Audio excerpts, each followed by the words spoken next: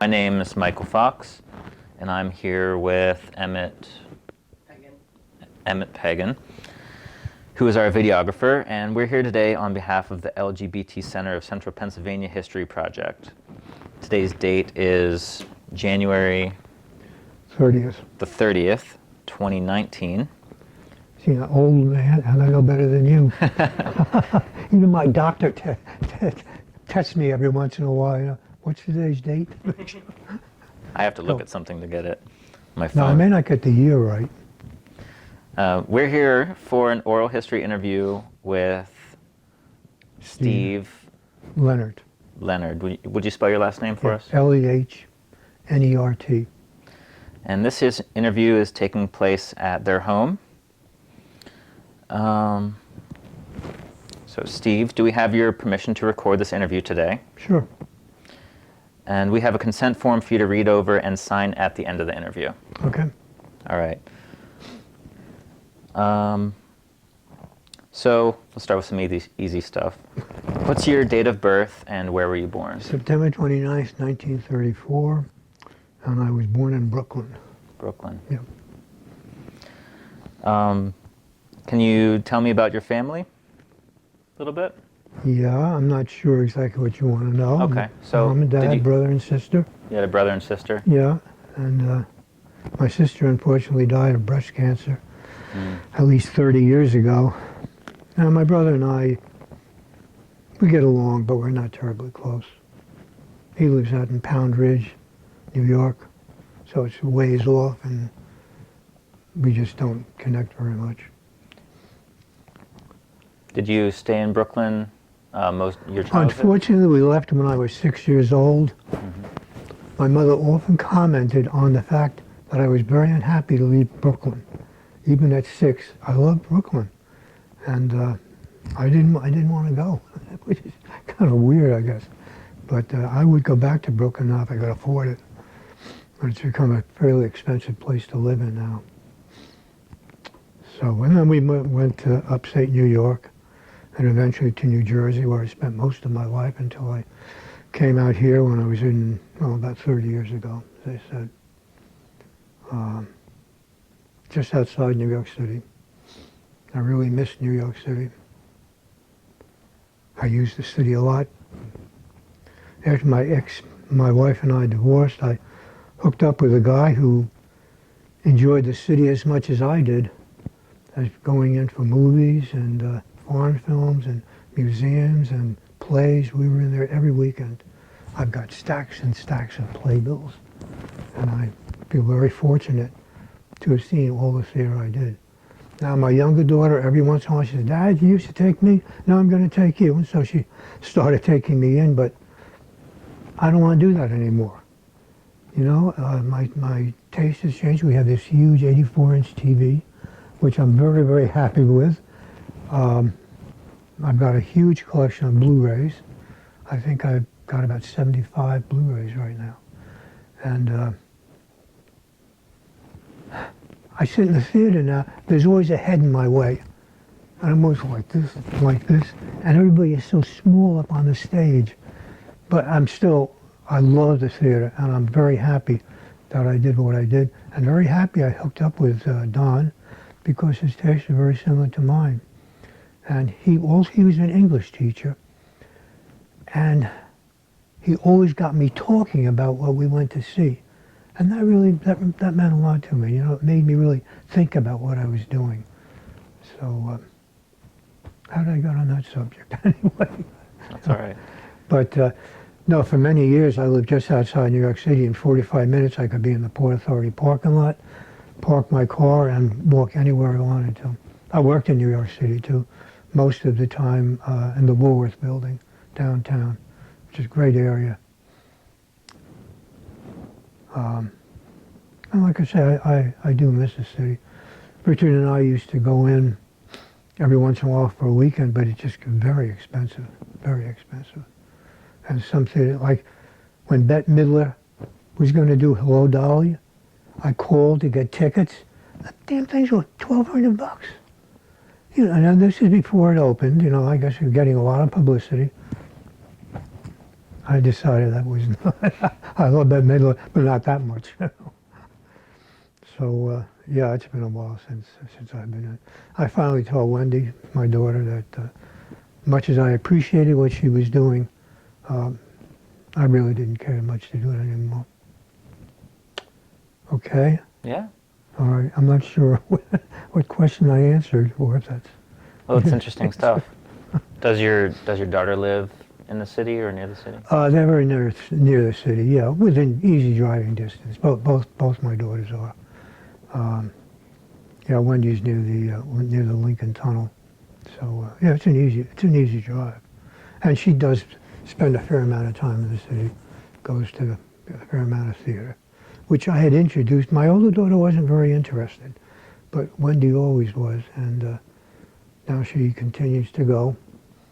But like I say, I'm very lucky for what I did, but I'm very happy staying home now. I've become a real old fart. Okay. So you have 2 daughters. 2 daughters, yeah. Any others, or just the 2 daughters? Just the 2 daughters, 5 grandchildren.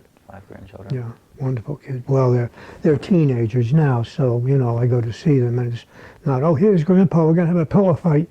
Now it's here, Grandpa, hi, Grandpa, and then back to the digital stuff. One of the more recent times I was there, I took my Kindle, and I'm sitting there playing solitaire on my Kindle, and they're off doing their things. I'm thinking, why the hell did I even bother? But I have great memories of my grandchildren. They're wonderful kids. And my 18-year-old granddaughter, she texts me every once in a while. And one of the things she did recently, they all went to Mexico, and I texted her and said, well, are you enjoying yourself? She said, yeah, we're having a lot of fun. She said, but it would be more fun if you were here. And that's the kind of thing. And my 19-year-old grandson, when he graduated from high school, I gave him a pretty generous gift. He sent me a note thanking me for the gift and thanking me also for being such a big part of his life, for molding him into the kid that he is, the person that he is. He said, I don't know what I would have done without you in my life. And I get something like that and I think, well, I guess I did all right, So now that note is right there next to his graduation picture. And every once in a while I pick it up and just look at it, And that's the kind of response I get from all of my kids. So I'm very, very, very lucky. My family's quite close. Even my ex-wife and I have a reasonably amicable relationship, which I really appreciate because our kids and grandchildren are important to us. And if we didn't get along, it would be nasty for everybody. So we get along quite well. Now she doesn't accept Richard, okay? And Wendy, my younger daughter, is fine. She and Richard get along like they've been friends all their lives. My older daughter, Kathy, she's not so comfortable with the relationship.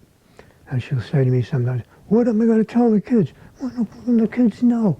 I can't believe they don't. I've never said anything to them. I have no reason to. But I'm sure that they're smart kids. They know, And the outlook on that kind of thing is very different than it was years ago. Okay, I think. How has it changed? Well, when I first realized that I was gay, I'm not even sure the word was even used in those days. I lived in Jersey, and there was no organizations whatsoever. I couldn't relate to anybody. How old were you? How old was I when? When I realized I was gay? Right. I'm not really sure, but probably in my late teens. And I look back, there was one guy, I had a fair number of friends, one guy that I was particularly fond of. And all I wanted to do was just be with him. And I didn't realize at the time what it was, but I know now he was my first crush. Okay? And I didn't even know that I was gay at the time. In fact, this is what my mother gave my daughter, my daughter was maybe 15 months younger than me, gave her a book called The Stork Didn't Bring You. Okay? And I picked it up. You mean your sister? I'm sorry? You said your daughter. Who's 15 months younger than you? I'm sorry, no, my sister. That's okay. I just wanted to Yeah, clarify. no, you're right. My sister was like 15 months younger than me, and my mother had given her this book, and I picked the book up one time, and it talked about an older guy with a young woman, and you don't want to get involved with these older guys because they're really, really attracted to younger men or some kind of shit like that, you know. But that's when I realized what my problem was, and I was maybe 16 or so at that time. But still, we lived in a small town. The high school I went to was fairly large. I did have friends, but as far as I know, all my friends were straight. I didn't know anybody. I was just totally alone, you know. And it was many, many years. In fact, I didn't have sex with a male until I was in my mid to late 40s. Okay, and that was out here. Should I continue with this? Sure. Okay. I worked originally in our New York office. I saw Kinney Shoes, then Woolworth bought us out, and Kinney Shoes developed Foot Locker, you know, which is a major concern now. Kinney Shoes is closed many, many years ago, but that's where I started in the New York office for a good many years. Eventually, I was made a liaison between data processing, which was here in Camp Hill, and the New York office. And so I went back and forth. And basically what I did was work with management or people who had to start using data processing. And I was like a liaison, making sure that the people in our New York office got what they expected out of data processing. And so I was like a liaison between the two groups. And that's the way I spent probably my last 25 years at work. So I was traveling back and forth between New York and the Camp Hill facility. And so I'd be here maybe 3 days a week and then back in New York 2 days a week, and back and forth. And I probably did that 2 or 3 times a month anyway. And there was one night when I was at the motel here, I just felt kind of restless. And I decided to take a drive, came into Harrisburg, went down State Street. Do you know about State Street, what it was I don't in know. those days? I don't know about it. In Yeah, those days. it was a pickup area. And even with no experience whatsoever, I realized right away what was going on. Okay, and so you do know State Street because you can drive to Front Street and then swing around. I'm familiar go with to it Second nowadays. Street and just keep swinging around like this, you know. And like I say, I knew immediately what was going on. You see guys standing around and making connections. And so finally that evening I picked up somebody, and that was my introduction. And like I say, I was probably 46, 47 years old. And it was a good experience. You know? So that was how I started. And then in New York City, in those days, I don't know if it's the same today, there were several baths. Okay, this is pre-AIDS. Not too far pre-AIDS, but it was pre-AIDS. There was baths in Harrisburg? No, in New York City. In New York. Yeah, and I started reading want ads in the Village Voice, Greenwich Village Voice. Okay, I hooked up with somebody who was also married, and so he suggested we go to the baths to get together. And so that was my introduction to the baths. Oh man, that was major, you know. And finally I had to tell my wife. I said, you know, I'm gay. She suspected anyway. But, and so we split up, and I spent a while living in Jersey. It's back and forth to the baths frequently. I remember reading soon after AIDS was prominent and getting a lot of publicity. This one kid saying, oh, I had like 300 partners in the past year. And I thought, oh my God. And then I thought how many I had had. It was very close to that. The baths were very active. They were great places. And that's when I met the guy that finally we developed pretty much of a relationship. And he's the one I want to spend time in the city with. And then AIDS started at that point, and So we decided, both of us, that we were done with the baths. And after that, I was very, very careful. Of course, we didn't even know how you contracted AIDS in those days, but still, I was just lucky that I never did get it. I wonder how long you were with your wife before you came out to her. Well, I knew, even when we got married, that I was gay. Okay, but like I say, I had no contacts at all. And I thought if I get married to my wife, I was very fond of her, she was a great person, I could change. Now that was stupid, but in those days, you know, even today they think gay people can change. So I mean, that's not a new thought. I thought I could change, but I didn't. But I did not have any. Did you want to change? Did I want to change? I wanted a home. I wanted a home. I wanted a family. And so, yeah, if I could have changed, I would have been very happy to have changed. I remember a few months before my ex-wife and I got married, I went to see a psychiatrist, whatever the hell he was, hoping that maybe he could work with me. Well, I walked into his office, sat down and said, well, you know, I think I'm gay. He said, oh, another one? You just worked with somebody. I mean, that was not the right response. That's okay.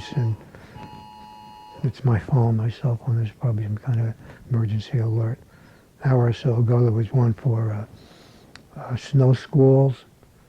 So, and that was supposed to be over by 11:15. Maybe that's what. That's all. You want me to hop up and see what it is? No, it's fine. I don't think it's that serious. Not here, anyway. Not in this area. So yeah, I really did want to change. I really hoped I could. But like I said, I had no connections at all. You know, I mean, this is 60 years ago. And things are very different today. Well, but I don't know if I would have done things differently. I mean, I have two wonderful kids, wonderful grandchildren, a great family, including my ex-wife. There are 11 of us. We often get together and we enjoy each other. We enjoy ourselves. So, would I do things differently? I don't know. It's a different kind of story. Yeah. I feel sorry for most of my gay friends. All they have in their lives is a dog sometimes, you know. I mean, they have no... one of my very closest friends has no relatives at all, has a sister that lives in Texas, and that's it. You know, and I look around my house, and I don't know if you can notice, I mean, I've got pictures all over, mostly of my grandchildren. And,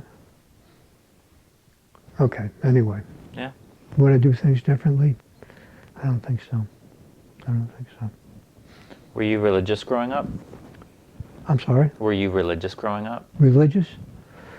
Not terribly, but we went to Sunday school. My parents insisted that we go to Sunday school. They were not particularly religious. They were active in the church off and on, but they did insist that we go to Sunday school. Maybe they just wanted that hour to themselves or what, I don't know. But, I mean, church has always been important to me. I'm not a terribly religious person, but I do have some beliefs. And like I said, I played the organ for a good many years in Jersey, 3 or 4 different churches. Then when I moved out here 30 years ago, I said, that's it. I don't want to be tied down like that anymore, you know. And so I went to a couple of different churches and finally settled on a Methodist church, and fairly close to where we live here. Totally happy with it. I mean, it's a wonderful church. And Richard and I go there. We even have our pictures taken out for the directory, you know, and everybody knows we're a couple. What church? Charlton Methodist Church. It's right in Johnstown Road, just half a mile from here, maybe not far. And we have very good friends there. I moderate, I don't teach, they call me the moderator of an adult Sunday school class. Basically, I come up with a topic, toss out questions, and they talk, and they talk, and they talk, and they talk. And we have a great time. We have a great, great, great time. And they know all about us, about Richard and me. And we've never had any problem at all. So, yeah, I mean, church has always been important to me almost my entire life. And my brother, who was brought up the same way I was, is quite active in his church, and my sister was too before she died. So it has sort of followed through. All right. Yeah. So can you tell me a bit about your, so we talked about your education. So we talked about high school a little bit. You had a crush in high school. Mm-hmm. I didn't go to college when I first graduated. Okay, couldn't afford it. My parents couldn't afford it. And so I went to work immediately as an office boy in New York City, because there was nothing in Jersey. I wasn't driving at the time, so it was easier for me to get to New York City by bus or by train, and so I started working for Kinney Shoes, and I worked for them, and as I say, they developed Foot Locker. I stayed with the organization for 40-some years before I retired. I did eventually go to college at night, and I didn't graduate. I wound up with maybe 90 credits altogether. I was majoring in elementary education because I really would have liked to have taught. But the further I went, I was married, and then I had a home, and then we had a couple of kids. Well, I realized I was making fairly decent money. I couldn't go into teaching because I would have taken a big cut in income. And so then I switched to English, and then I just sort of dropped out. I never really graduated. But 90 is about 3/4 of the way there. Yeah. To a bachelor's degree. Yeah.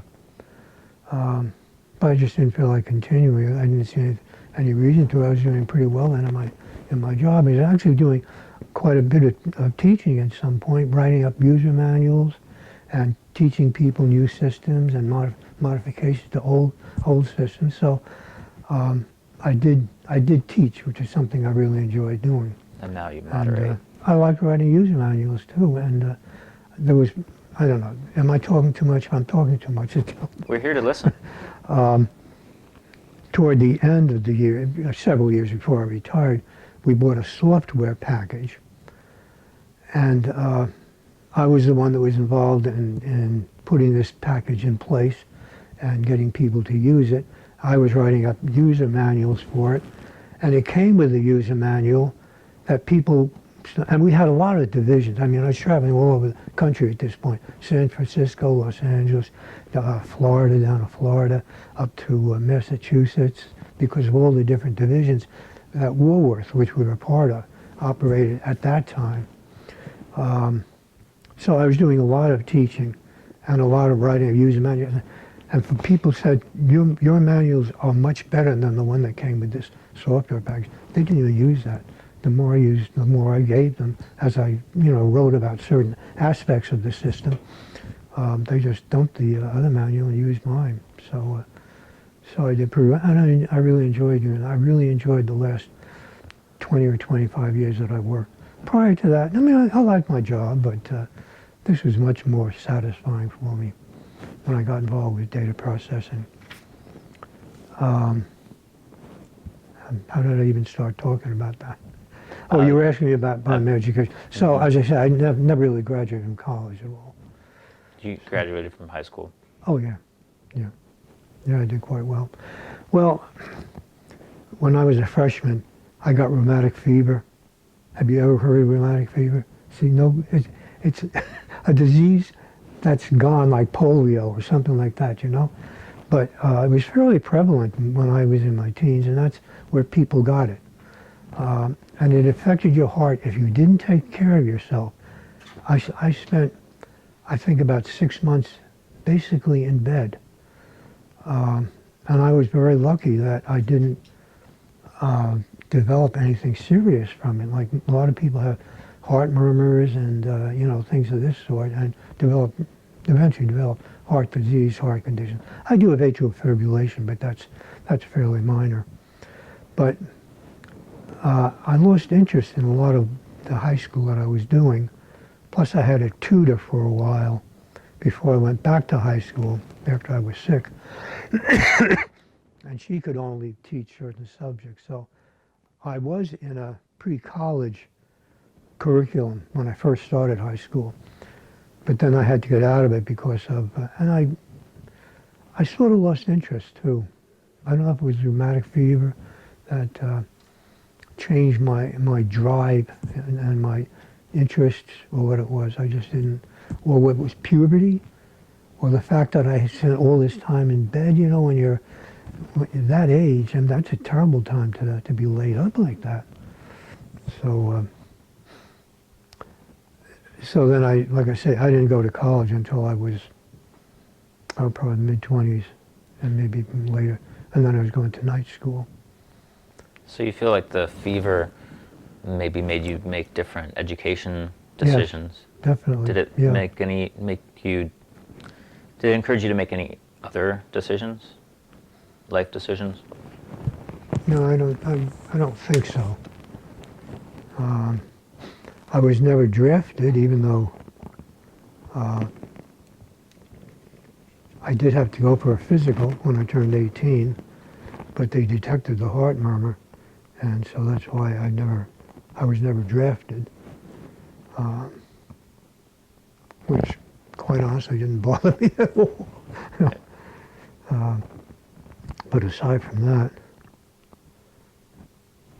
So you said with your work you ended up in California at times. At times, yeah. Yeah, Los Angeles. Did you get to see much of the LGBT community out there? Nothing at all, no. I don't remember. Aside from here, when I was going back and forth from New York to here, in all the other traveling that I did, the only time that I hooked up with another male was when I was in Hong Kong. And that was somebody who had advertised, a Chinese who advertised, and it was not a very satisfactory contact at all. But aside from that, in all the other cities that I worked in, I didn't. Well, how could I? I didn't know. Didn't know how to, you know. And then when I moved out here, it was different because I'm not sure how I found out about Dignity, but that was the organization that I joined. You've heard of Dignity, right? I haven't heard much about Dignity. Can you tell me some more about it? Well, it really doesn't function anymore here, but it was a gay organization. There's also the Metropolitan Community Church or something. Do you know about that? I'm not even sure I have the total. So it was those two, and I'm not sure really why I got involved with Dignity. But Yeah, if you don't mind me asking, how did you find these groups to? how did what? How did you find them? Do you remember? No, I don't. I really don't know how I got involved with Dignity or any other organization, because I was heavily involved in the Gay and Lesbian Switchboard years ago. Of course, that doesn't function anymore. They don't need an organization like that anymore. So did you work for Switchboard? Okay, this is how I got involved in the Switchboard. There were a couple of bars downtown that I found out about anyway, that were gay bars. Okay, and one night I met a guy there, Chuck somebody, can't remember his last name, and he and I talked, and he was deeply involved in the Switchboard at that time. And I was still living in Jersey and coming out here. Somebody must, I mean, this is more than 30 years ago, so I've really forgotten some details, but somebody must have told me about the bars. And I had a long conversation with Chuck, and he's the one who got me involved in the Switchboard. And then from the Switchboard, I would have gone into getting involved with Dignity. The Switchboard had a lot of materials on what was available in this area. But, So what was Dignity? well, originally, supposedly, it was I guess, a Catholic organization. And one of the members was a priest. He wasn't active when I was in Dignity. His health wasn't good at that time, by that time. But we got together once a month for dinner. And eventually we started having a number of social events. Maybe they were already having them when I started. We would get together once a month at various members' houses for a potluck. Each of us would bring a dish. And then once a month also we would go out to a local restaurant for dinner as a group. It was But, gay men? Yeah, mostly. Every once in a while females would come, but they never stayed. They never stayed with us. So, but eventually even that organization kind of faded out, and there's still maybe 8 or 10 of us from that. Barry is one of them, and his partner Tom. I don't know if you know Tom. Tom does not, for some reason, Tom is not interested in the things that Barry's interested in as far as that organization goes. But there were others too, and that's how I met Richard also, because at one point Dignity had a dialogue group that met a couple of times a month. And we would just sit and talk. One of the guys sort of led the discussion. And somehow I heard about Richard. He was living in Carlisle at the time, and that he was interested in joining us, and he had a mental health background. You know, he was a mental health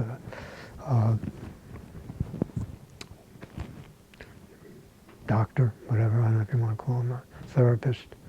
And I thought he'd be a good addition to the dialogue. So I called him and invited him to come. And then when he came, and we all talked, I realized he was somebody that I could be interested in, because this is probably 25 years ago. Found him attractive. He was stable, which a lot of people that I connected with at the time were not. Not Barry or any people like that, but and he had a good background, and so I said, why don't you and I get together for dinner? And that's how we started. And after a couple of years, he moved in with him. He moved out of Carlisle, moved up here, and we've been together ever since. And that was maybe in '94, something like that. Can't remember exactly. Cool. Roughly.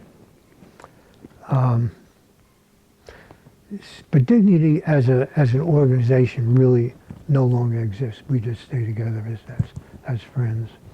And we do try to get together formally for potlucks and dinner once a month, but even that, because we're all getting older, you know, and the guy says, gee, I don't like driving at night. That's pathetic. So while we still get together, it's not quite as organized as it was. For many years, I put together a calendar, okay, with a potluck at so-and-so's house every month, the first Saturday of every month, and then a dinner night out. And I would select restaurants, or they would select restaurants, and so I put together a calendar for quite a while, and finally said, I've had enough of this, and Barry took it over. And a few months ago, Barry said he didn't want to do it anymore, and one of our other friends has taken it over, but I'm still waiting for the 2019 calendar. I haven't seen it yet. But we do have a group that gets together every Friday for lunch. There's like 10 or 12 of us, and some of them are the old Dignity members, and some are just other people that we've sort of connected with, or they've connected, you know. And oddly enough, I mean, one of the guys is totally straight and totally enjoys being with us, and but we're not. If somebody saw us, they wouldn't necessarily. In fact, when I came out as gay to friends of mine, a lot of them were really shocked. They were surprised. And I always thought it was pretty obvious, you know. So even this group that we get together with for lunch, well, all the guys are gay. They're not.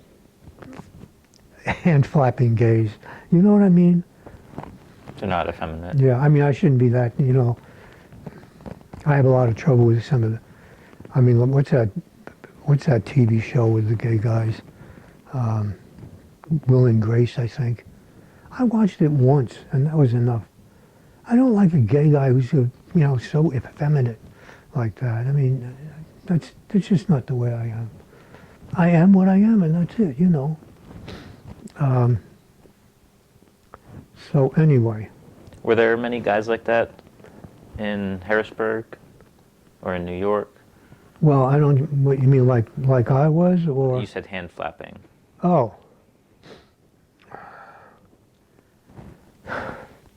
Well, a few here in Harrisburg. In fact, one guy I worked with, who has since died of AIDS, yes, I mean, everybody knew he was gay, and he was quite effeminate. Good guy, great guy. I mean, he and I, we never had any kind of relationship or anything like that, but he was really a good friend. But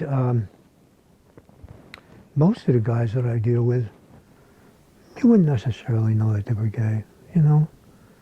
They're not particularly effeminate in their attitudes or physically.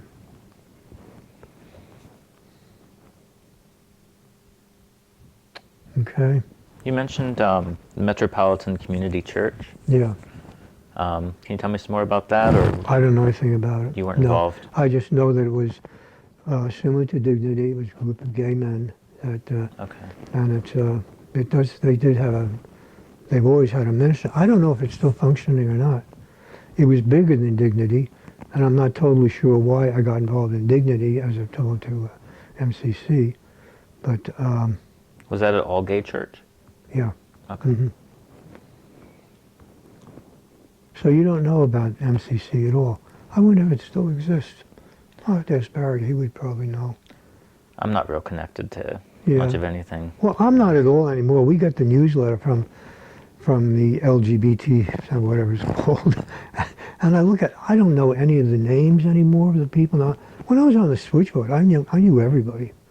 You know, I was very active in the switchboard. I was secretary of the switchboard. I was on the phones at least once a week. I organized a lot of our orientation sessions for new members. And so I was very active in that. And You sound like an important part of Switchboard. yeah. But now that doesn't exist anymore. And like I say, I see a listing of the people we get their newsletter from LGBT Center. But I don't know anybody. And every once in a while, we talk about going to the, I know there's a lunch for older people, Aging with Pride or something, I think they call it. We've never done that. Sometimes I think we should. But I know a couple of people who have, who just kind of shrug, you know, they haven't gotten much out of it. And we're very active in our church. And I also volunteer at our library where I had worked part-time for a number of years. I'm there 6 or 7 hours a week volunteering. And so we're pretty socially active, and not necessarily with gay people. We have gotten to the point, we have what we call our second Sunday matinee, where we get together here because we've got this big TV and a great Blu-ray player and a huge collection of Blu-rays, and I buy probably 2 or 3 a week. And so there's like 4 or 5 others who join us. Barry's one of them, often comes. And we spend the afternoon chatting, watching a movie, and then chatting again, and that's it. But we do that. They have started to call it the second Sunday matinee. We've been doing it for about the last 6 months, and everybody really enjoys it. Excuse me. A lot of what we watch are sort of gay. I just got Boy Erased, that film, if you know about that. Haven't seen it yet. I'm sure that that'll be our next, it'll be a week from Sunday. You older guys seem better at organizing than younger guys. I'm sorry? You older guys seem better at organizing than younger guys. Maybe. I never thought about that. Maybe we have to stick together. I don't know. But I've been friends with Barry and the other group, or almost the ones that lived out here. But like I say, it's a relatively small group. So how do you think being gay has affected how you engage with the people in this area and things in this area? You say you volunteer at your church and your library. Right. Do you think it's made much of a difference? No, I don't. I kind of got the sense you didn't think so. I'm just the way I am. I'm me, okay? I don't run around. I had one gay guy I worked with at the library who really was, but more than that, he was always saying, I'm a little gay man, And I could never understand that. In fact, I remember asking him about somebody new who had been added to our staff. One of the guys was added to the staff. He and Vince, Vince was the one that I knew at the library. He and Vince worked together. I said to Vince, so how are you and Joe getting along? And I was just curious how they worked together. And Vince said, oh, we're fine. He knows I'm gay. I'm saying, what the fuck does that mean? Maybe Joe knew I was gay too, but I certainly made a big deal about it. I never told anybody at the library that I was, but we also occasionally had meetings here with the staff that I worked with, and I would occasionally talk about Richard. Richard actually came to the library fairly often to get books on tape because he was working in Chambersburg at the time, going back and forth, and so he listened to books on. So people in the library pretty much knew him, and they knew, but I never formally came out to anybody, just part of my life. And Is that how you always kind of yes, did things? yes, and I said, yeah, Seems like you didn't really hide it, but you didn't exactly, come right out with I it. didn't hide it, but I've never denied it either. And like I say, when the library people, staff people that I worked with came here for these meetings, you could tell by our house, that, if you go upstairs, okay, you can tell we sleep together. And we did go upstairs a couple of times because my PC is up there. So, and they pretty much took it for granted. After a while, we'd talk about Richard, and said Richard does such and such, or we do such and such, and but that was the extent of it. They won't you, but it was just, like I say, part of my life. But I never was like Vince, who had to run around telling people that he was gay. Making a big deal. Oh yeah, we're everywhere. It used to really annoy me. So anyway. I wonder what annoyed you about it. I just didn't think it was necessary. I remember once he was telling, and it was a group, it was mostly female staff, okay, at the library. He and I and a couple of other guys, but very few males. But anyway, when he was talking to a group of our female co-workers, and he said this guy came up to the desk to get a membership, and Vince said, he's telling these girls, and this guy had this huge package, and I had such a hard time keeping my mind on what I was doing and looking at this package. I think, how could you talk to people like that? Don't you have any self-respect? I mean, I would say that to him maybe, or to a gay friend, somebody gay that I worked with, I would say something, but aside from that, no. I don't know what that's worth. Thanks. I just wanted to check on the time. I forgot to set a timer. Yeah, we're at 43 minutes. We're at 43 minutes? Yeah, so. Okay, cool. Just kind of offhand, I noticed you have some tattoos. Mm-hmm. Do you want to talk about them at all? No. No? They don't mean anything. When I was like in my mid-60s, I guess, I've always wanted to get a tattoo, so the hell with it, I'm going to get a tattoo. So I got this one. I remember I called What's that over there? It's a rose. A rose. Okay. And people say, why'd you get the tattoos? I said, I don't know, I just liked them. I don't know why I got this rose, I think it's attractive. But I remember I called my older daughter and said, yeah, I got a tattoo. And she's screaming to her husband, my dad got a tattoo. And my ex-wife, she can't believe it. But it's something I always wanted to do, so I got this one. And a year or so later, I got this one. And What's then that I over saw there? somebody with one on their neck, and I thought, man, that really looks cool. So I got one on my neck, and I'm very happy with it. And every once in a while I said, what does it mean? It doesn't mean anything. I thought I like the color, I like the design, and that's why I did this one. I do spend a lot of time in Cape Cod. I mean, that's where I spent my vacation for the last 45 years or so, my whole family.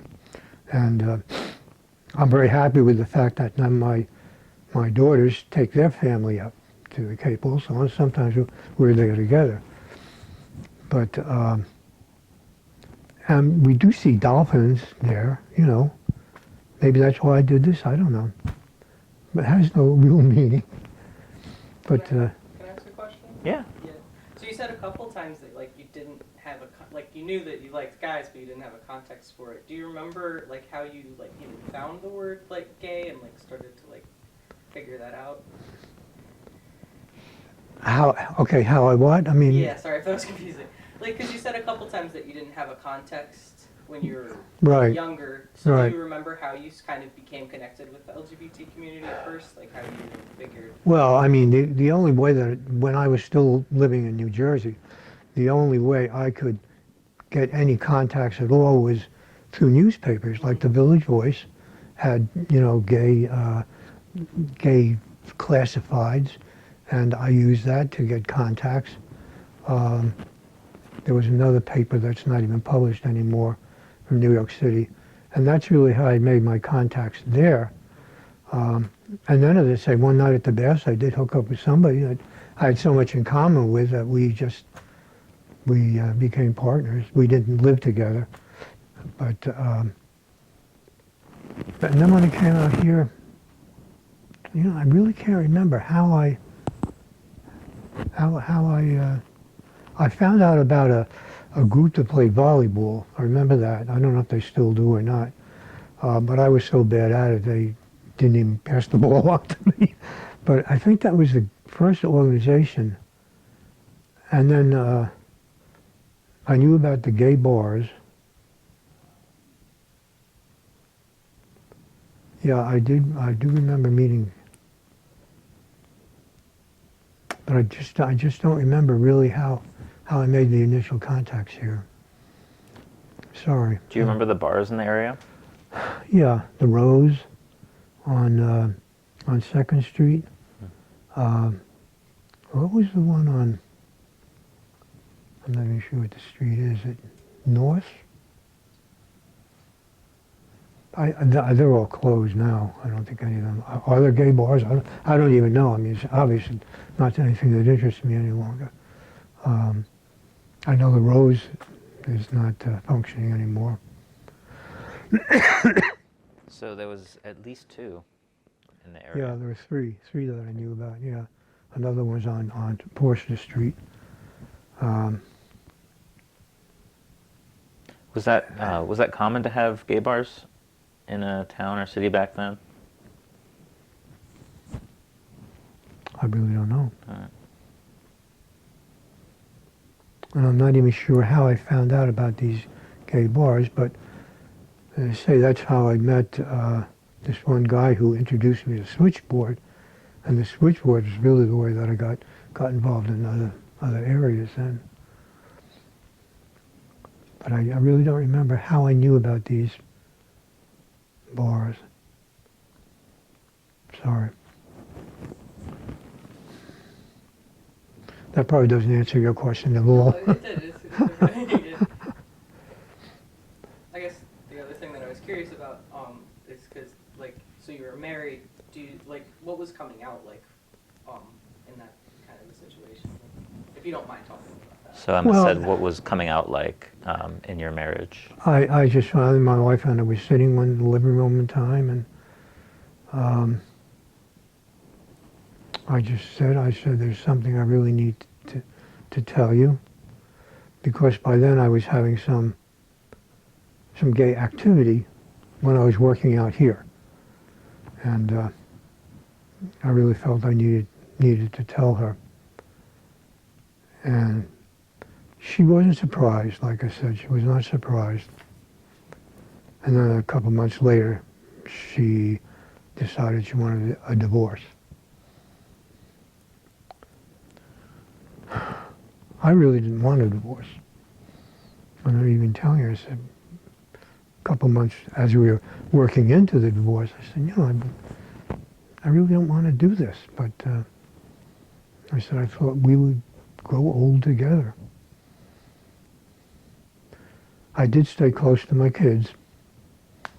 I purposely took an apartment that was just a couple of miles from them so that I could, and my ex was very, very, we had no formal times when I would see the kids. I saw the kids when I wanted to see them, you know, and she was okay with that. And so, in fact, she even had, I always had a key to her house. She even had a key to my apartment. I mean, that's how, you know, we trusted each other and worked well together. You said she never accepted Richard. No, she doesn't now. I know she was very hurt by what happened, and I feel bad about it. But we still get along. But yeah, I wish she would accept Richard, because every time my family gets together, he can't be part of it. He's excluded. Or she can't be. There were a number of times a few years ago when a lot of my extended family would get together for these reunions. And Betty would like to be part of that, because she was closer to my family than she was to her own. Her mother was a bitch, a first-class bitch, really. I got along okay with her mother, but I was about the only one who did, of all her brothers and sisters in the family. But, so she was very close to my family, to my sister, my parents. My parents who treated her like a daughter, and she treated them like her parents. So she always felt she was part. So we used to have these big reunions, and Richard would go with me, and she would be very upset because she couldn't go, because she wouldn't go, because he was with me. Okay, how did I get on that particular subject? Well, why is it that she wouldn't even go if he would come?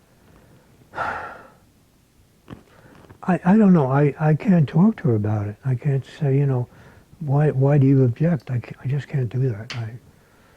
And I have to respect her views.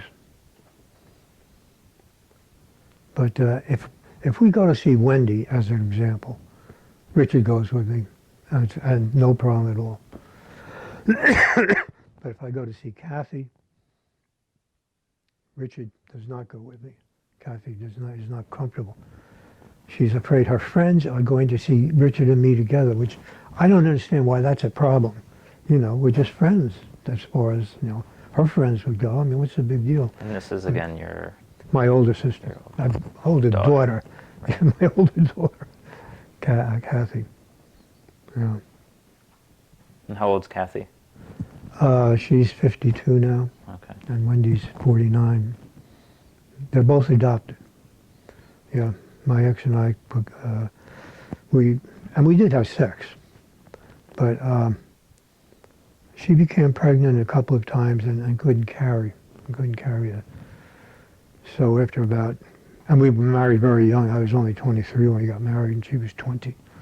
But after we were married maybe 7 or 8 years, we both wanted children, and so that's when we began the adoption process. So both my kids are adopted through a very, very good agency. It was a really great experience, and I've never regretted that. In fact, I remember recently sitting in my church. I'm in the choir, and so we're up on the altar, you know, and there was a baptism recently, a beautiful little kid being baptized. I'm sitting there thinking, how would I feel if I was sitting here? I had never raised children. I know how I would feel, you know, like my life has just been a waste. That's my personal feeling about it. Like I say, my gay friends, one of them, who I don't see too much of anymore, was married, did have children. The rest have never been married and really have nothing in their lives. Now, they probably don't see it that way, but I do. And Richard often feels that outside of the gay community, because he has children also. He's married. Well, you may know his ex-wife, Lana Malmsheimer. Okay, because she's part of the LGBT center. She lives in Carlisle. But,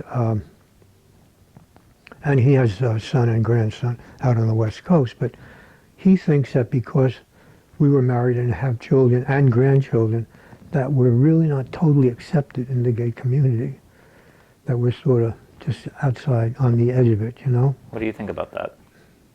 Do you feel that way? I don't agree with him. You No, don't? I don't agree with him. Now, I don't talk about my grandchildren, but some of my friends are interested in my grandchildren and will come look at the pictures, you know, and ask me about them. So I really don't feel that way. Maybe I should. But I remember once, we always have New Year's Eve here. We always have this group for New Year's Eve. 1 hour or so beforehand, half hour, I was going around lighting candles, you know, for the evening. And then I saw all these pictures of the kids, and I think, my God, this place looks like a shrine, you know, the candles and all these kids' pictures. But yeah, they're okay about it.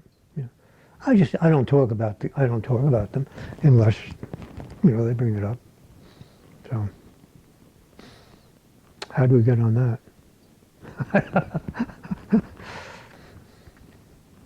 So you mentioned your oldest daughter doesn't accept your partner. Not really. I mean, she's all right with Richard. You know, she knows. She'll ask about him, and her kids will say, "Gee, how come we don't see Richard?" And I don't really know what to say. I mean, Richard sends them gifts, you know, and they know. You know, of course, they've been out here occasionally. But she doesn't want Richard and me to be seen together, okay? Does she have a problem with gay people in general?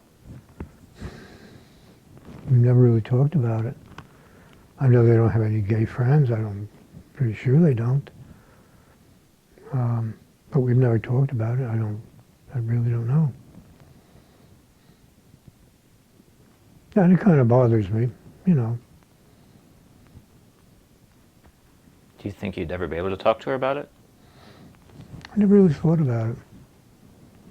I'm not sure how comfortable I would be. And I suppose I have to understand her, that it must be very uncomfortable for her to have a gay father. You know, Wendy, like I say, or my younger daughter, she's fine with it. But Kathy is not. And I just feel I have to respect her views. And luckily, it hasn't caused, I know, one gay man here, used to be part of our group, but isn't any longer. But anyway, he was married and has kids. Now he has no contact at all with his ex-wife or his kids, none whatsoever. And I feel very bad about that. I would feel very bad about that.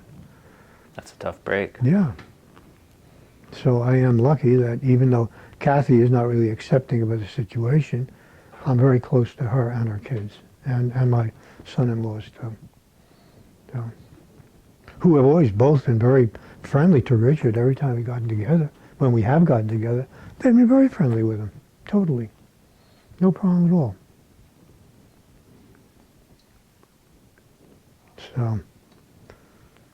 So we've touched on a couple of these, but have there been other important events or turning points in your life? We've touched on some big life things.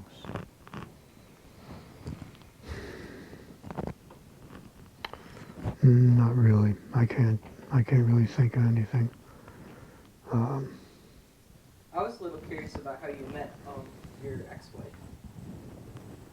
I was an organist at her church, and I started there when I was like maybe 21, 22 years old or so. And she was a member of the church, and they had a small youth group that I became part of. and so that's how we hooked up. The question was how he met his ex-wife. Yeah. Just because she's not mic'd up, I wanted to make sure the question gets recorded. Okay. I'm sure. What did you say? I just wanted to make sure the question got recorded, Oh. so that's why I Okay. restated it. Oh. Okay. Okay. And I guess you just kind of, how did it go meeting your wife there? No, I'm not sure what you meant. She, as I say, we became part of the youth group. There was a group of younger people who got together, and we were both part of that. And eventually, we started going out to movies, plays. And at this point, you knew you were gay,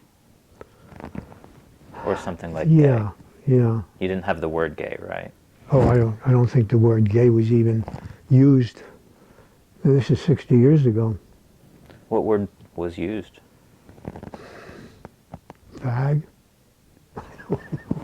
I never thought about it. No, I really don't know. You didn't have language to talk about each other? Language? Language, like a word to talk about each other. What do you mean each other? Other gay folks. I didn't know any other gay folk. Right. I didn't. I would even go into the city and some of the bars in Greenwich Village when I was like 20 or 21, you know, and somehow just never hooked up with anybody, never got involved with anybody. And I guess eventually I stopped that because once Betty and I got, that's my ex-wife, once we started to get involved, and I said I hoped if we got married that I could change. I knew she wanted a family, and I did too, so. Yeah, do you remember like a turning point for that? And I'm sure, I don't know if it was just one specific moment, but like do you remember when things kind of changed, when you realized that? A turning point for what? Sorry, I'm not very good at wording questions. Like, yes, do you remember how you got from that to kind of becoming involved with like the LGBT switchboard and stuff? Was it? Well, I didn't become involved with the switchboard until I moved out here. Oh, okay. Okay, so the only involvement I had was cruising on State Street. Okay, and that was really it. And going to the bars, and like I said, I'm not even sure I found out about the bars. But I don't even remember meeting anybody at the bars that I got involved with, except this one guy, and we did have sex, but it was. But he also was quite active in the switchboard. He had one of the 2 or 3 people who had established the switchboard, and he said after talking with me, he said, "I think you would be a very good person on the switchboard." And so that's how I got involved in that, and that led into other things then. Particularly because the switchboard, the officers anyway, we had periodic meetings.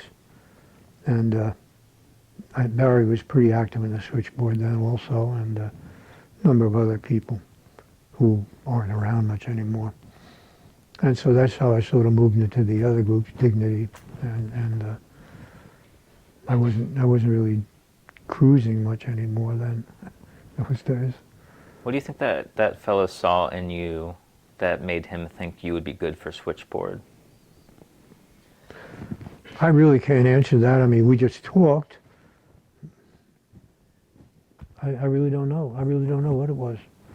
I wonder if you could tell me some more about what switchboard was all about. Yeah, the switchboard operated at least 5 nights a week from like 6 to 9.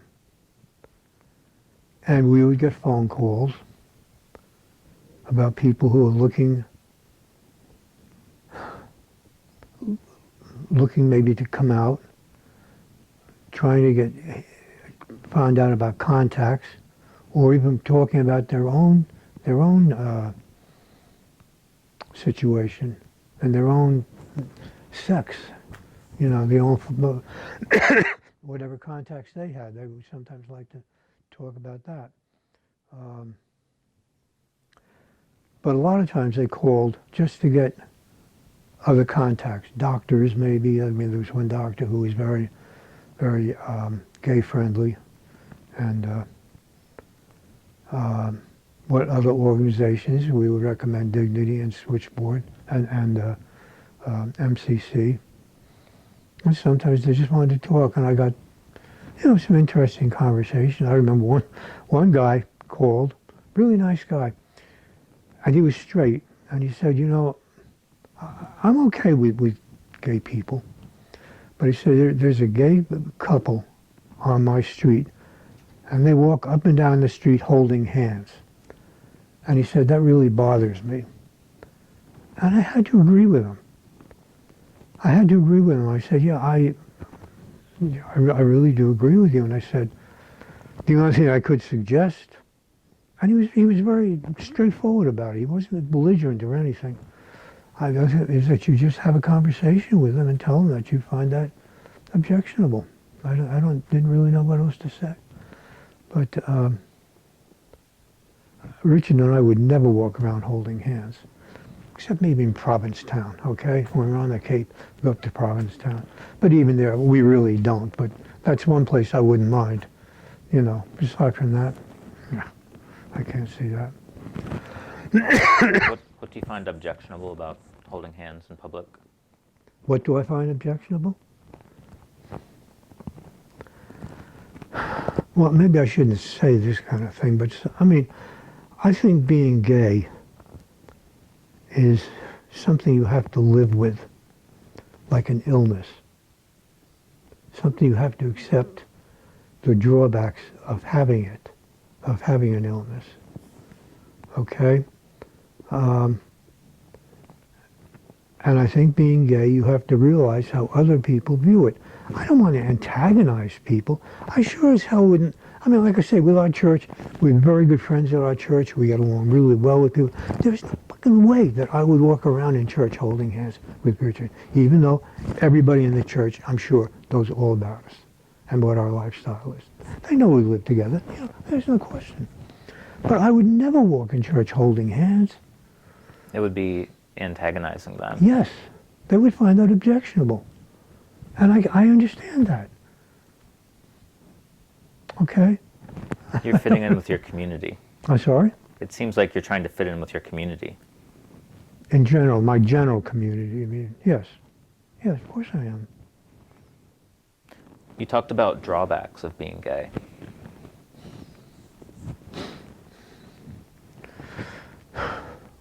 Well, I'm lucky that I was married and that I have a family. But a lot of gay men don't have that advantage. To me, that is a big advantage in my life. Aside from that, I'm perfectly comfortable with my life now. And of course, things have changed a lot since in the last 60 or 65 years. Gay people are more accepted today than they were then. We have neighbors. All our neighbors are very friendly to us. There's no question in their mind how we live, what our lifestyle is. But we have great neighbors, and I really appreciate that. I love living here. My kids would love to have me come back to New Jersey, because they're afraid. I think they're afraid I'm going to have a stroke and they're going to have to come back and forth here or whatever. But I don't want to leave. I don't want to leave here. I don't want to move out of here. We find this, as we get older, harder and harder to do some of the outside work. But we're also in a position where we can afford to have people come in and do the work for us. Because I really don't want to leave this house, and neither does Richard. It's a great neighborhood. It's a very convenient area. We're very close to our church. And like I say, I know our neighbors think, no, we're gay. How could they not? We don't talk about it. Kind of below the surface. I'm sorry? You kind of keep it below the surface. Well, I'm not sure what you even mean by that. How could you, what would be above the surface? What do you mean? I guess something like holding hands in public. Oh yeah. But I don't, even my ex-wife and I didn't hold hands, and that really pissed her off. Okay, she wanted, but I'm just not a hand-holding person, I guess. No, I would never do that, no. I said people would find that offensive, and I have to accept that. There are things, like I said before, about being gay, that I have to accept, I have to control. That's the right word. But I'm not the kind of person who runs around waving flags. Of course, we do have a little rainbow I saw that on the way. decal on the door, and that's been on ever since we've lived here. But only one person has asked me what that meant. So you say things have changed a lot in the last. Oh, I think so. Oh, definitely. Can you tell me some more about that? Sure. I mean, people are much more accepting now of gays than they were. What were things like back then? When I was like 20 or 21, 22, before I hooked up with my ex, I didn't know what to do. I didn't know how to contact people. There was no organization. I lived in a small town, had no gay friends, or at least I'm sure I didn't. Even working in New York City, sometimes on a Saturday night I would go down into Greenwich Village and just walk through the streets, but I never made any contacts at all. I didn't know how to, until I finally started reading the Village Voice, and they were mainly contacts for sex, nothing else, and I guess maybe that was all I wanted. But like I say, I never had sex with a man until I was in my mid to late 40s. You say you didn't know how to get in touch with people. No, I didn't. I didn't know what. Do you mean how to talk to them, or? I didn't know where they were. There were no organizations at all. And what time? What about what year was this? Well, this would have been, I say, 60 years ago. Okay. 59, 60, when my ex and I got married, and Even in Greenwich Village. yeah.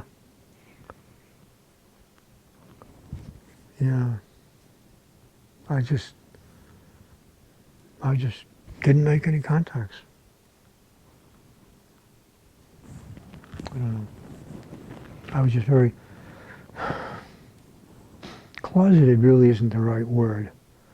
I was a very, very, very shy person in those days, in every respect. Okay, I mean, I talk a lot now, but I didn't years ago in organizations or meetings or anything.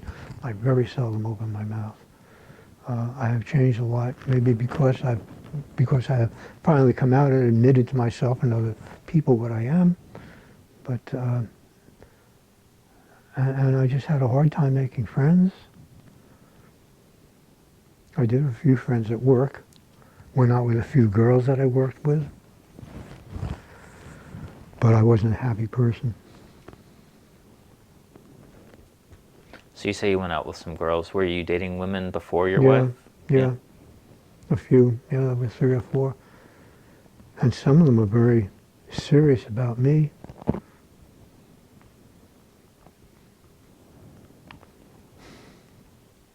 Yeah. Were you dating in high school as well?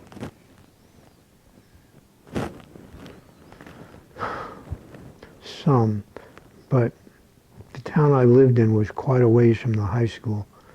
The high school was a regional high school that accepted students from various towns, and I wasn't really near the.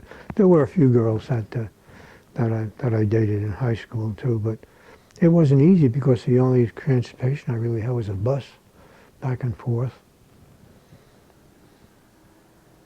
But I did date a few girls in high school, and afterwards when I started working. It's safe to say you didn't date any guys in high school, but you I said didn't date guys in high. right. I didn't know any gay guys in high Right. school. You said you had the crush, though. Yes, Do you want to say any more about your crush? because I didn't even know what the crush was about. Uh-huh. I just knew that I really liked this guy a lot, and he liked me. I mean, we were good friends. But I felt strongly about him compared to my other friends. I had a fair group of friends. I just wanted to be with him, you know, and we had a lot of interests in common. I could tell you some really stupid things we used to do, but Sure, Cry of go the ahead. Wild, do you remember the Cry of the Wild Goose? You never heard this song by Frankie Lane? You ever heard Frankie Lane? So you're a different generation. Frankie Lane was a very, very popular singer in my day. And one of his biggest hits was the Cry of the Wild Goose. And it's as dopey as it sounds, but to this day, I still listen to it. I love that song. I love the atmosphere. But Donald Mitchell and I both loved that song. Now, he lived on a busy street. We used to take his phonograph, that's what they were in those days, and play the 78 record on, and open the windows and blast it out into the street. I will never forget that, how much I enjoyed doing that, how much it meant to me to be close to him like this, you know? But it was many years afterwards that I realized that he was really my first crush, you know? Did anything like that cross your mind back then? No. No, except one, we were in the Boy Scouts, and we went on a hike, and at one point we had to take a leak, okay, and I remember looking at his cock just to, okay, between us, okay, okay, I'm not circumcised, okay, and that was unusual in my age group, and so we were taking a piss, and I had to look to see if maybe he was not circumcised, to see if he was like me, but aside from that, no, nothing else. No, not even any physical contact. I never have had a feeling of having to have physical contact. I just wanted to be with him. And we did have a lot in common. He was a lot of people liked him. He was just a very likable person. All right. I think that's very sweet. That you sort of just followed your instincts. Yeah, yeah. But then we were in high school together, but he was a year behind me. And once I graduated from high school, and we pretty much lost contact. And, I did have a couple of other friends I felt strongly about in the same way, but not quite like him. And I still sort of look back on it and think, you know, how much I really liked this guy. It was more than physical. It was just, you know, we just had a lot of interest in common. His mother, too, she was a very unusual person.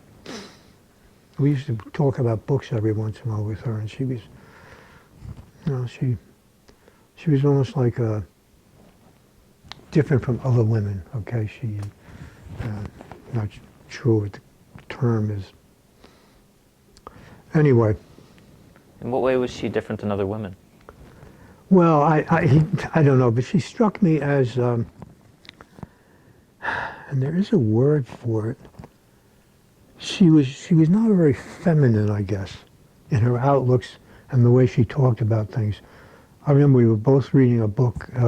I was reading a book. I remember talking to her about it, and she was saying what a terrible book it was. And it was a fairly well-known classic. She was just not very motherly, I guess. I think she was probably a good mother, I'm not saying that.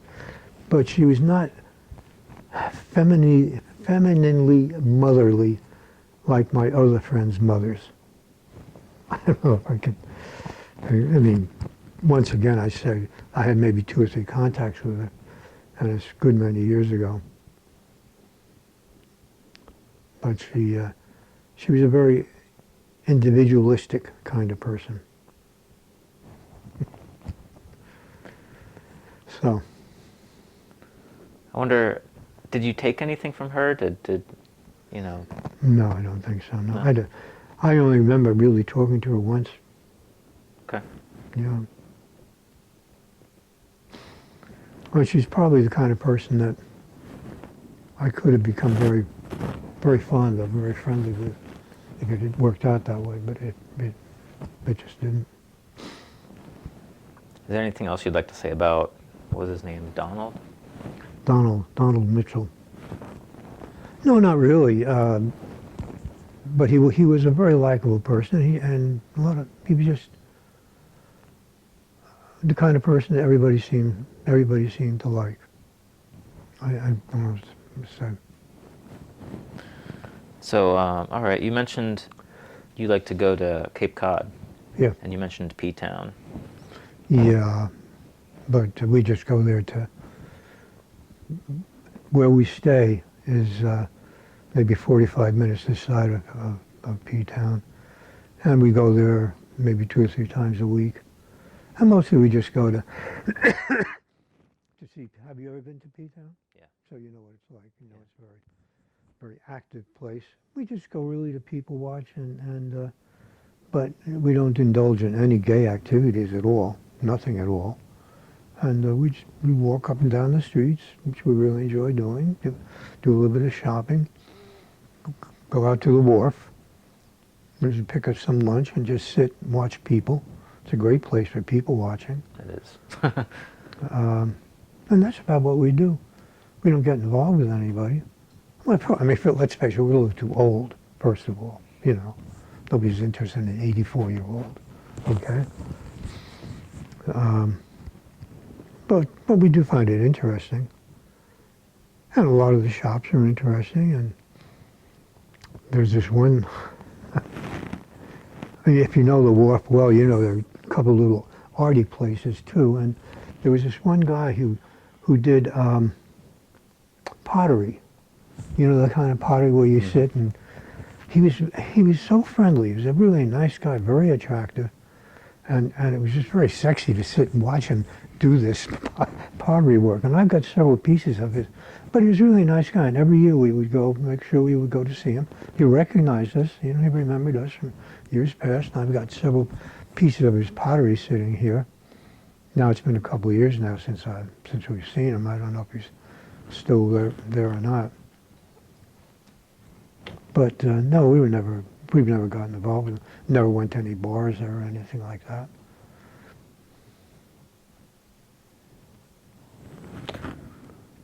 I was wondering, maybe jumping back a little bit, because you talked about, sorry, I'm just rambling. Like, do you remember how things like changed after you came out and kind of, you know, moved off on your own? Like, anything that stands out as being different? So how did things change after you moved out? Sure, I mean, I had a sense of of freedom then. I mean, I could spend more time at the baths. I don't even know if when my ex-wife and I were together. Yeah, I did go to the baths once because that's how I was introduced to them. I said before, one guy I answered a classified ad of, we had to meet at the baths, and that introduced me to him. But yeah, then once my ex and I, but even so, I mean, I didn't go to bars. Why? I mean, why would I? Because the sex that I wanted, I could get at the baths. And yeah, I had a lot of good experiences there. And then I did meet Donald Hamilton, and we had sex when we were there. And then we started to talk, and we realized that we had a lot in common. And he lived in Jersey also, wasn't too far from me, so it made sense that I spent a lot of time at his home. We never lived together. We really couldn't have. We couldn't have lived together. Why couldn't you have lived together?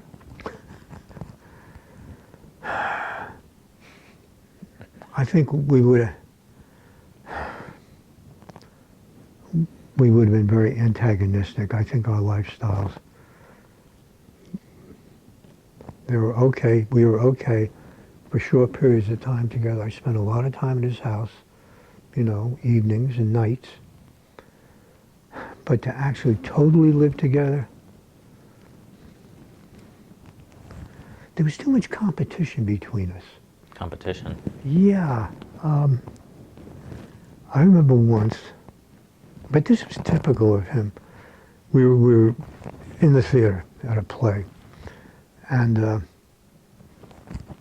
there was some remarks in the cast made about England, okay? And he left, and a guy behind us left.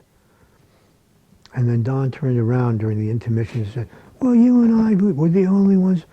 And I said, it really pissed me off that he had to let this guy know that he understood that he had also been to England. Big fucking deal, okay? And we were too competitive to be together. How long did that relationship go on?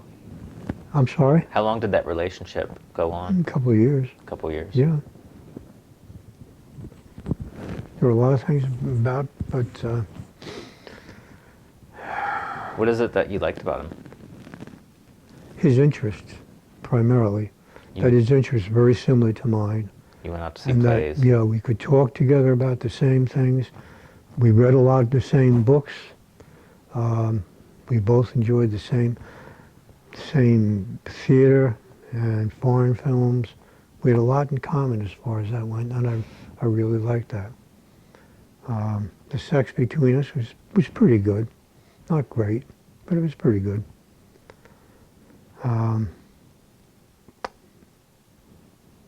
So that was really about it, I guess.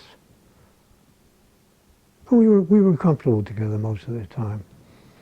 But there was a certain competitiveness too. Now he was a teacher. They said he taught in the town next to where we lived, so next to where he lived. So What did he teach? English. He was Right. an English teacher. Right. Yeah. And I guess when I moved out here, I was kind of glad to be. Well, I wanted to get more involved in the gay community. And he didn't feel he could do that because of being a teacher. You know, he didn't want any of his friends to know he was gay. Even though I met a lot of his friends, and he and I were together a lot of times when he was with his friends, and I don't know if any of them were suspicious or not. I do remember one female friend of his. Dawn told me later on that she said, "Is he seeing anybody?" Because she was interested in me. She wanted to know if I was seeing or involved with anybody. Yeah, anyway. Kind of oblivious. Yeah, exactly. So, his name was Don as well? Dawn, yeah, Yeah. Hemmingson. So, you said he'd been to England, and so what? Oh, yeah. And Well, I was- and he and I, well, actually, he and I were going to go to England together. We made plans throughout the year to go there for our summer vacation. And at the last minute, he backed out.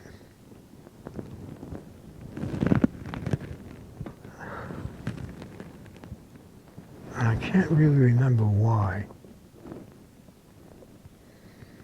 But I went by myself for 3 weeks to London, which I totally enjoyed. how was London different? Oh, London has great theater.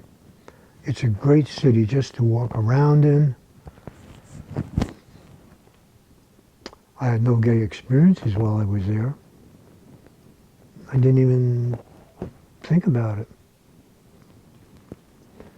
But I went to the theater or concerts every night and walked around the city every day, and it was just a great place. London is a fantastic. I would live in London if it was at all practical for me to do so. I love New York City too. What took you to Hong Kong? Business. Business. That was strictly business. Not the kind of place I would have gone to by choice. My choice trips were to Paris also. Rich and I have been to London, so I've been there twice. Don and I went to France for 2 weeks. 1 week in Paris and 1 week just driving around the city, different cities, small cities, driving around the country. I went with a group from my church to Russia and the Ukraine, Amsterdam, and that's about it. But I did a fair amount of traveling for business, Hong Kong and Korea and Taiwan. Did you notice any of the gay communities in those areas? I never looked for them. You never looked for them? No, no. Strange, I guess. What do you mean strange? Well, that I didn't. I don't know why. Now, when I did work a lot in Fall River, Massachusetts, and somehow I discovered a rest area that was quite active. And so I would drive there and usually hook up with somebody. But there was nothing, no long-term kind of thing at all. But I think that was one of the, even in Los Angeles, I don't remember ever having any contacts there with San Francisco. It seems like when we talk about like gay community, we're talking about hooking up. Yeah, Is that right? yeah. Yeah, I'm not sure what you mean. Yeah, I mean, so is that typically what things kind of revolved around, was hooking up? Yeah, Yeah. initially anyway. But then, particularly when I was out here, I mean, of the friends that I have, the dignity friends that I have never had sex with any of them. I see what you mean. Now, some of the dignity people who were not regular attendees, I did have sex with a couple of those guys, but they were not steady attendees, if that's making sense. Mm.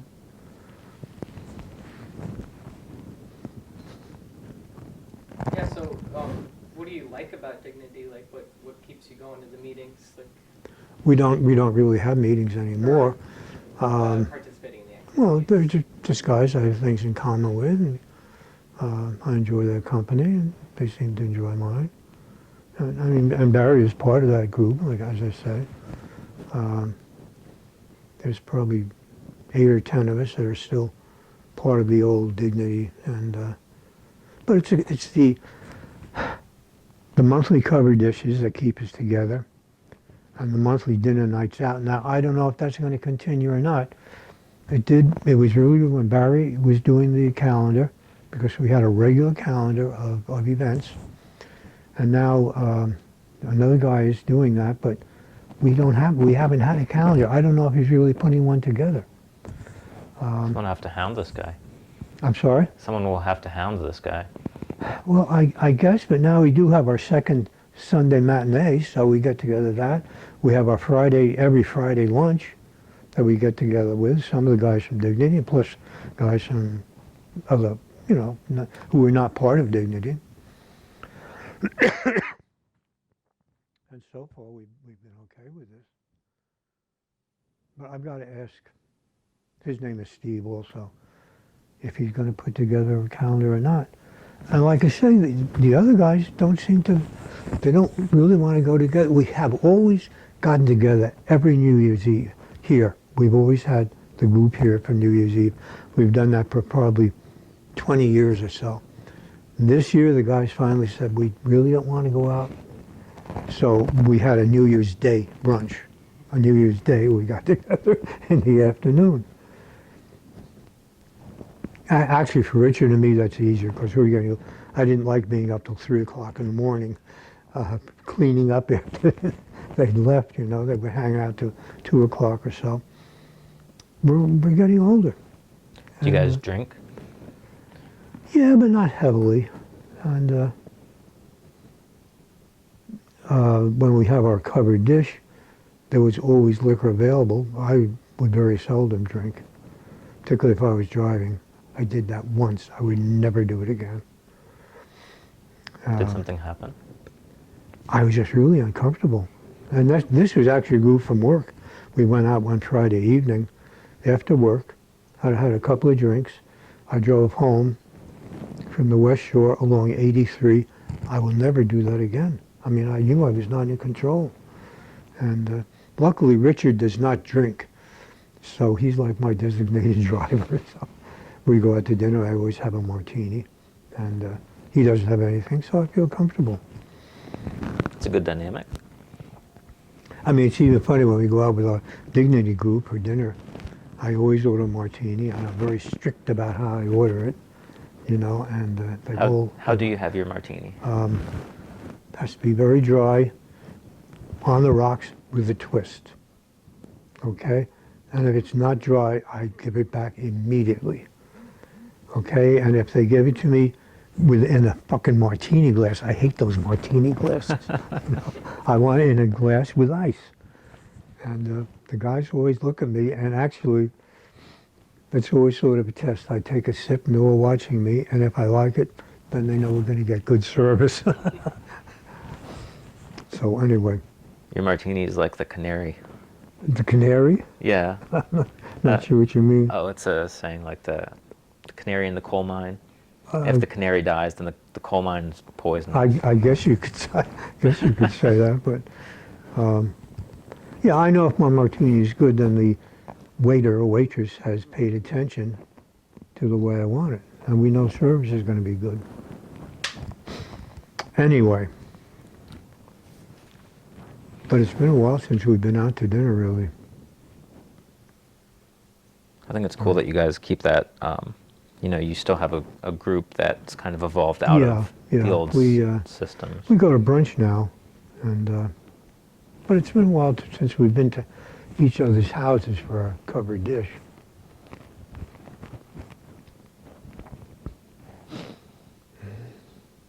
Do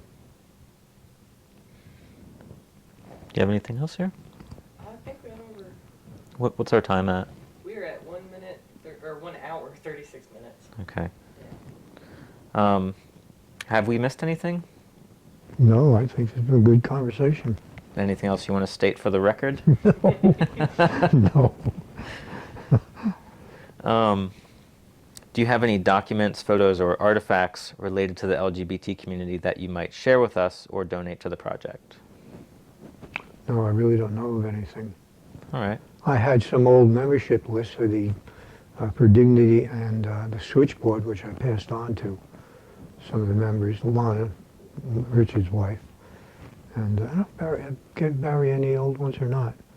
And they're kind of interesting, you know, but they go back like 20 years. Oh yeah, that'd be great. But You know, they've already gotten them. No, Yeah. I've already passed They them already out. have them, yeah. Yeah, I really don't have anything else that I haven't shared with them. Cool. And formality here. Do you know of any others you think we should contact and interview? I know I read that question there, and I'm thinking, no, because Barry would know them also. I don't think there's anybody I know that he doesn't know.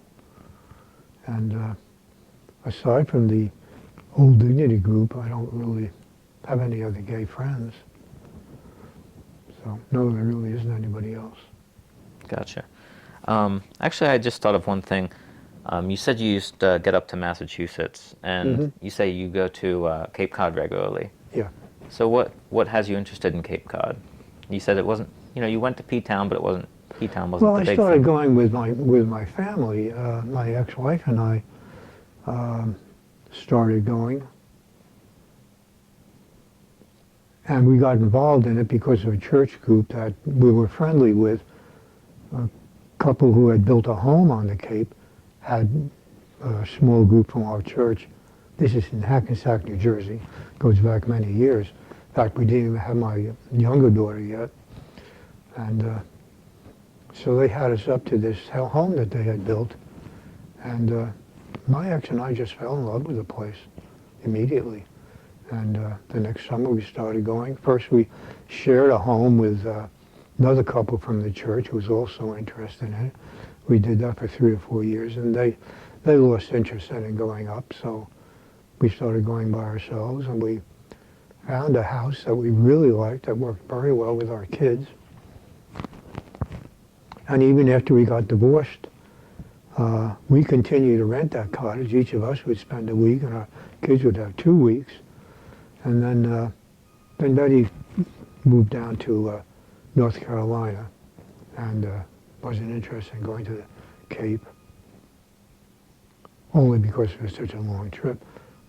So I continued to rent the cottage, and the girls and I spent time there. And then Rich and I hooked up. We rented the same cottage. Well, I guess I rented that cottage for about 20-some years, and then those people decided to tear that house down and the one next to it, which they also owned. They put up a big cottage, a big house, which they then took over when they retired. So we found another place. And so Rich and I have been going the last 20 years or so. What do you like, what do you like to do up there? What we do, Yeah. we love the ocean. I can't swim in the ocean anymore. It's too cold. I just can't dive in like I used to. I don't even find it very comfortable walking on the sand because of this mild heart condition I've got. But we just go and we just look. I don't know what to say. We just love seeing the ocean. We love walking around the area. We go to the bay. Cape Cod is fantastic because you've got the ocean on one side and the bay on the other, and they're totally different and totally enjoyable. I mean, the bay is fantastic when the tide is out also, because you can walk for like a mile from the beach out all through these mud flats. It's just a great place to be. I don't know what to say. Sounds And we're great. going back again this year for 2 weeks, like we always have. But a lot of times we would take the cottage, my kids would come up, and they would rent a cottage next to where we were. Now, if it was Wendy and her family, they were okay with Richard and me in the cottage. But if it was Kathy and her family, I would be in the cottage by myself. And Richard and I would work things out. We would take the cottage for 3 weeks. He'd have it 1 week by himself. We'd have it 1 week together.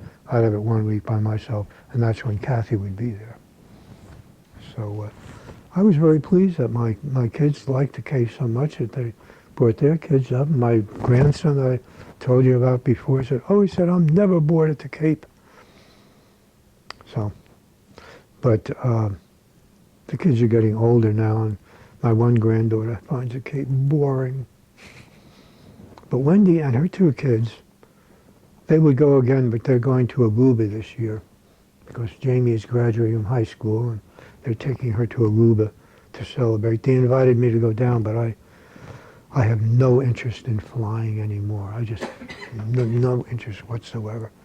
I said, I'm sorry, I just don't want to make that kind of trip. So they invited Richard and me to both go. So anyway, Yeah. that's it. I mean, I love the Cape. It's just a great place to, I love driving on the Cape. I like to drive anyway, and Cape Cod is a great, just going up and down Route 6. Okay. Yeah. Cool. Well, thank you so much for Okay. talking with us. Okay. It's been a good chat. Well, thank you. Appreciate it. Yeah, it was fun.